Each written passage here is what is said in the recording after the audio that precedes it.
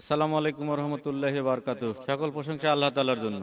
আপনাদের মাদ্রাসা ঘোড়াপা হযরত শাহ সুফি আলাউদ্দিন নুরী হাফিজা মাদ্রাসা এতিমখানায় প্রতি বছরের ন্যায় এবছরও ইফতার ও দোয়ার আয়োজন করা হয়েছে। তারিখ 15 রমজান, 5 মার্চ, রোজ বৃহস্পতিবার। আপনি ও আপনারা সকলেই সবান্ধবে আমন্ত্রিত। আসসালামু আলাইকুম। সম্মানিত এলাকাবাসী, আপনারা সকলেই অবগত আছেন ঘোড়াপা শাহ সুফি আলাউদ্দিন নুরী হাফিজি মাদ্রাসা তিনতলা ছাদের কাজ দেওয়ার স্থির করেছি। এই ছাদে প্রায় 5 লক্ষ টাকা ব্যয় হবে। আমাদের কাছে কিছু টাকা অসম্পূর্ণ আছে। আপনারা যে যা পারেন রড সিমেন্ট দিয়ে সহযোগিতা করলে আমরা এই মাসের মধ্যেই ছাদ দিব ইনশাল্লাহ। আপনারা যেহেতু এই মাসে দানের সব বেশি পাওয়া যায়, তাই আপনারা বেশি বেশি করে দান করবেন।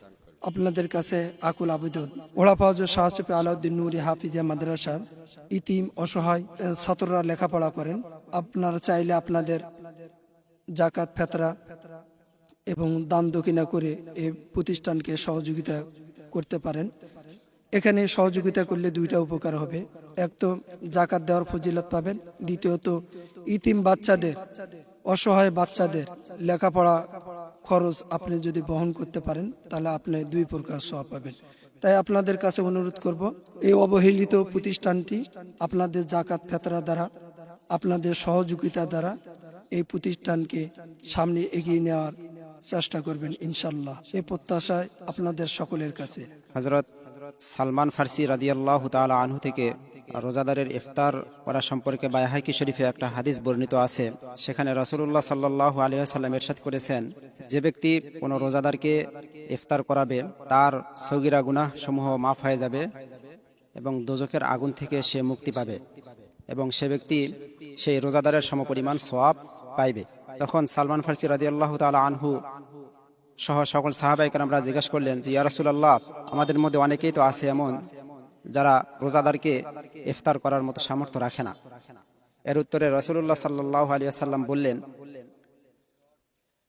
তোমাদের মধ্যে হতে সে ব্যক্তি এরকম সওয়াব পাইবে যে ব্যক্তি কোনো রোজাদারকে সামান্য পরিমাণের দুধ কিংবা একটা খেজুর অথবা এক ঢোক পানি দ্বারা ইফতার করাবে।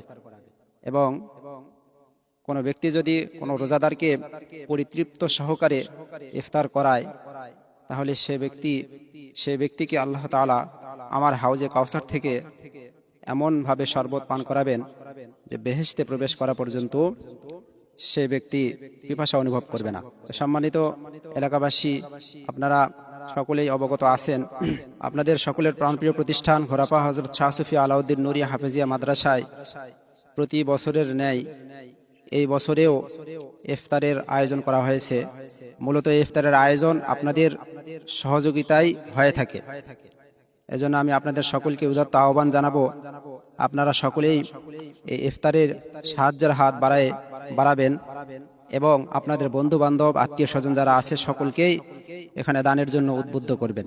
আল্লাহ পাক আমাদের সকলকেই রোজাদারকে ইফতার করায় যে ফজিলত আছে সে সব ফজিলতগুলো আমাদেরকে হাসিল করার তৌফিক দান করুন।